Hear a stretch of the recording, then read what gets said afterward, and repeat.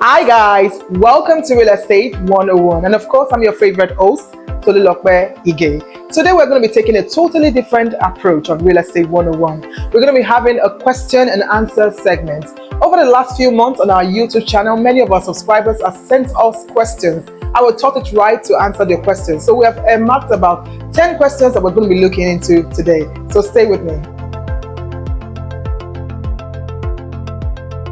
Okay, the most sought after, locations right now for real estate developers and also for investors in Lagos is Ibeju-Lekki, number one. Secondly, I would say Epe, and thirdly, I would look at Ikorodu. Why am I choosing these places? When you look at Ibeju-Lekki, for instance, you have a lot of developments coming into that place. When we talk about the biggest commercial hub in the whole of Nigeria right now, it is seated in Lagos in Ibeju-Lekki. Now, what do we have there exactly? We're talking about the Dangote refinery, we're talking about the Lagos State government's free trade zone, we're talking about the deep sea port, and we're talking about a lot of factories springing up in that axis.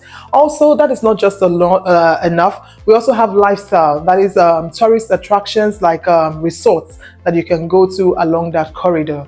Also, another reason why we would want to choose Epe, looking at Epe, is we have a lot of developments coming into Epe. We have a smart city, which is called the Alaro City Project, which is a government public-private project. We also have the Lekki Epe International Airport in Epe, and of course we have the newly approved film city in Epe. So that is a very viable location, and this is why people are rushing down to those places.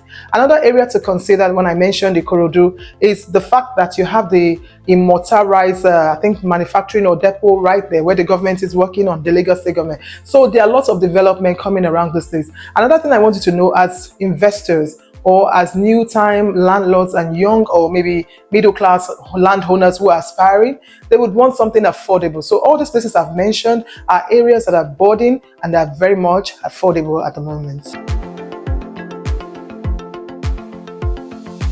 Yes, the average cost, like you ask, is something that we have to look at relatively.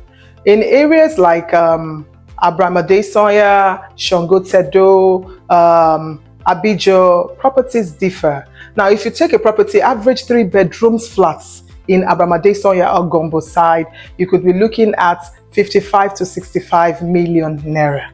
Now, if you are talking about a fully detached duplex, you could be looking at 120 million in this area. And if you're looking at a semi-detached or a terrace, you could be looking between 85 to 90 million naira in this area.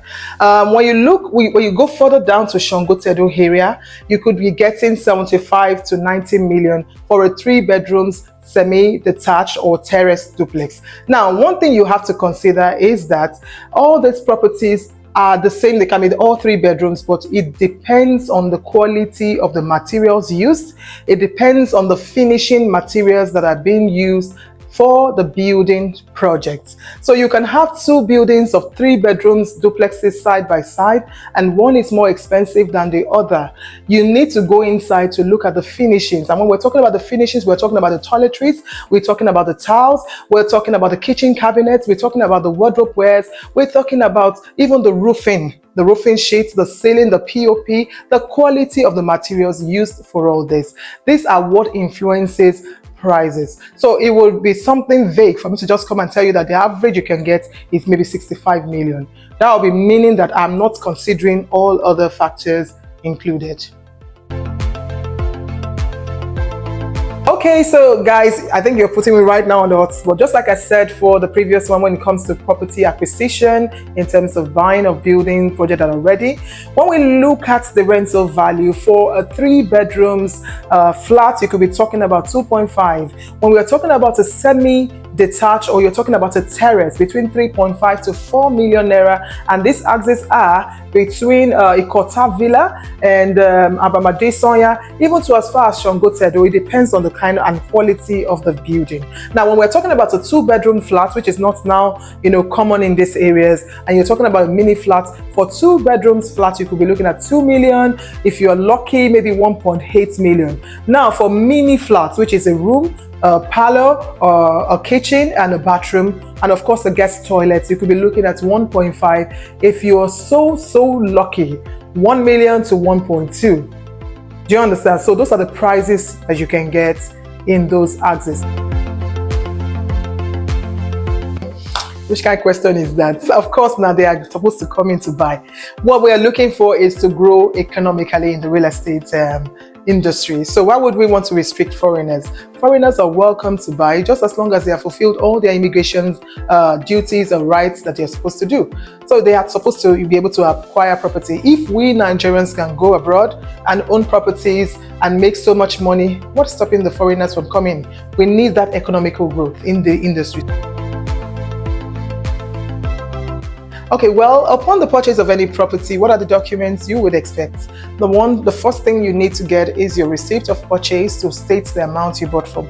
However important the receipt is, it is still not a strong document. So the next thing we're looking at is the deed of assignment on that property, right? If you get a deed of assignment, that's a transfer of right from the seller to the vendor who is buying. If it's a real estate company, it will be like from the vendor to the subscriber who is picking it up. Now, when you get the survey, if it's a landed property, that house has not been built on, you need to do a survey. Now, when you do the survey, it also shows the map of the actual size of the property you're buying into. So that also has to be gotten. Now, upon getting of that, if there is even a C of O or a governor's consent or a government allocation on that property, you need to do what we call perfection of your documents. Do not forget that the property you're buying is owned by someone who is transferring the right to you. And of course, if it's a C of O property, you would need the C of O of the seller, the Form C, the Form 1C, they call it Form 1C, and some other documents that you're going to attach along with the deed of assignment, along with your new survey that you have just prepared to go along with you to the lands registry for proper registration and titling of that document. Those are the documents I feel you would need. I know it's not just feeling, it's what you would need immediately you buy property. However, if you're also buying properties that are built up property, that's what we call the as-built survey. You need to do an as-built survey to also get your approvals or to get your other documentation to get it registered formally with the government. So while the building has already been deployed, you can still have your survey of that building, which is what we call the as-built survey. I believe I've been able to answer your question. Okay, pretty much that's a question that a lot of clients always want to know. Completion of documentation could take between 3 to 6 or 7 months. But it all depends on the kind of documents we are processing. From the company side, that's the private sector angle. When you buy, we give you your survey. We give you your receipts. We prepare your deed of assignment. Within 2 weeks, you can get your deed of assignment, right? Now, when it comes to the survey can be held the next day, but you do have to wait for what we call a 2 or 3 months break for the surveyor's council to release what we call the lodgement copy. Because on that lodgement copy, if you don't have a lodgement copy of the survey given to you, that means the survey has not been registered. You just have a plan which has not been registered. So these things takes process. This is not something that we as a company or as a private institution have control over. So we have to wait till it is ready and the lodgement certification comes out. Now, after this has come out, we now package what we call the receipts of the purchase, the deed of assignment, which of course would, list out the price it was bought for and the size of the property. We attach also the survey with it and we start the process of getting a governor's consent. Now, when we get to that process of getting the governor's consent, you know that there are bureaucracy. We are dealing within the government. So it will be very funny of me to just tell you that it's 6 months. Sometimes what you say should be 6 months may not necessarily be 6 months. The government is right now trying to improve on their on digitalizing some of their documentation. In the past, it has always been the normal, regular, contemporary system, but they are trying to digitalize it. So at this point, you have a backlog. So it is always taking longer. So by the time you finish the process of survey, you probably will have to wait another 7 months for the government angle to begin to deliver on the governor's consent or on the C of O. So these processes we cannot gauge particularly because we don't have total control over it. But I know that if everything is equal, within a year, for you to get a C of O, you will be able to get it if the money is readily available and you meet up with the normal requirements. And of course, we have what we call taxation. So there's no process that you are doing for land regularization or for your documentation that will not involve your tax clearance. So many people who are buying properties, they may not have tax, and so when they see the prices of the property they buy, they slam them with a huge tax. And sometimes because of the trying to negotiate the tax down, trying to do PR and all that, you can have a lot of delay. But for someone that's a taxable citizen of the country, it might be a lot easier. So these things, you cannot really timeline it, but based on the availability of funds and of course on availability of the required documents, it can be faster. Come on now, guys, why do you always do this? Why do you always ask this question? Why do you want to buy a property without engaging the services of a professional? My dear, the truth is, do not buy. Buy through Andromeda Homes Limited. We will give you the expertise you require. We will make sure we cross the T's, we dot the I's. So you need to use a professional to get it. Small wonder why some people miss it. When they go, buying properties themselves, they don't do the required due diligence, and at the end of the day, they get cheated out or defrauded and they start crying. As much as I pity them, I feel sometimes that you should have done the right thing. So always engage services of a reputable real estate agency like ours, okay? Of course, there is a regulatory authority in Nigeria, and in every state, of course, we have what we call the LASWERA, which is the Lagos State Real Estate Regulatory Authority.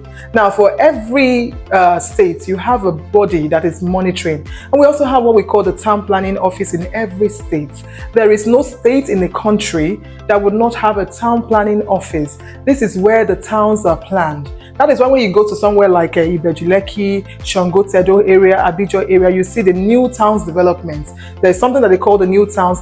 These are regulatory bodies. They are aware of those developments coming on, and sometimes real estate private individuals or developers can key into such projects, and that's where you have the public-private partnership development. So in every of the real estate industries that you practice, we have a regulatory body, and we have people that are monitoring and governing this. So it is important you are guided.